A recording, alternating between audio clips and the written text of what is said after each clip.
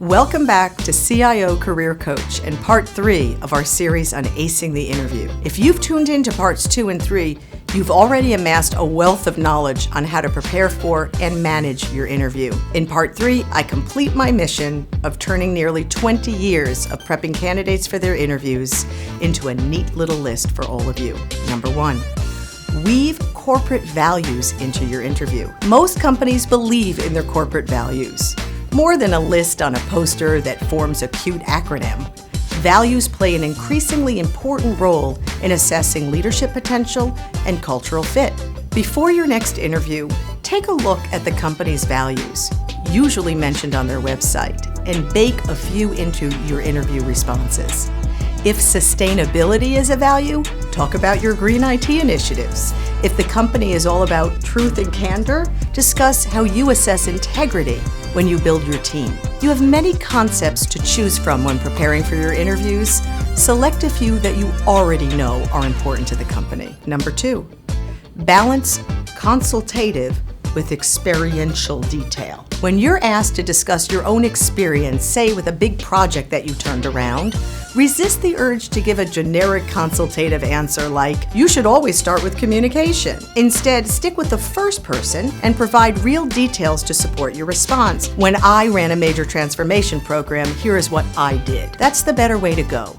IT leaders are so often called upon to be advisors or consultants that they have trouble talking about their own experiences. However, the interviewer wants to assess how you have handled the challenges of your jobs, not whether you can rattle off a list of generic best practices. Number 3, just because you brought it doesn't mean you have to show it. Candidates often wonder whether they should bring documents in addition to their resumes to their interviews to share with the interview team. Perhaps you have a great PowerPoint that details the IT strategic plan you developed, or maybe you have a killer project management model you'd like to share.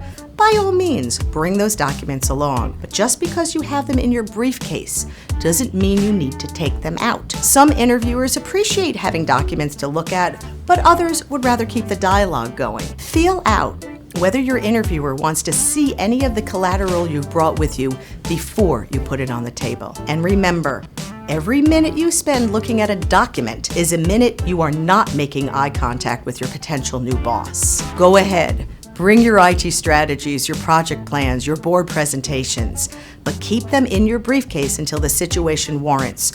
What if that situation never arises? It's better to spend your one precious hour making eye contact with your future boss than asking her to look at a piece of paper.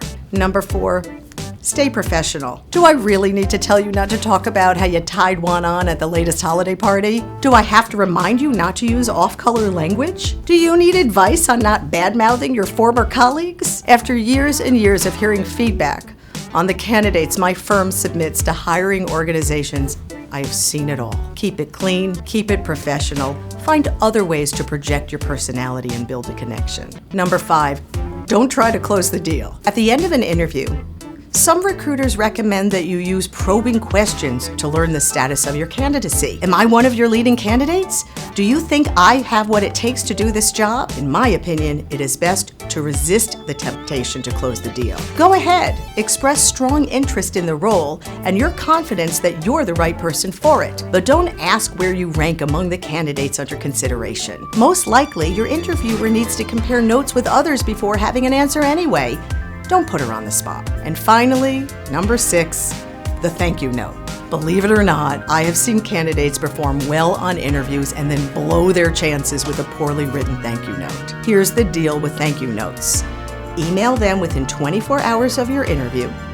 Include one line of thanks, then a 1 to 2 sentence paragraph that summarizes the major challenges the CEO or whomever you met articulated, another 1 to 2 sentence paragraph about why you are qualified to meet those challenges, and a closing line that emphasizes your interest in the role. Make your thank you note short, 5 to 6 sentences at the most, grammatically perfect, and let someone proofread it before you send it. A handwritten note is a nice touch, but not necessary.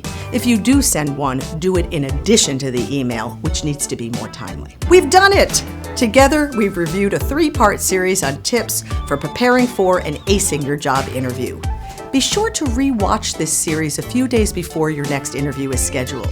You know that you are a highly qualified IT professional. A little interview preparation can go a long way to demonstrating your brilliance to your future employer.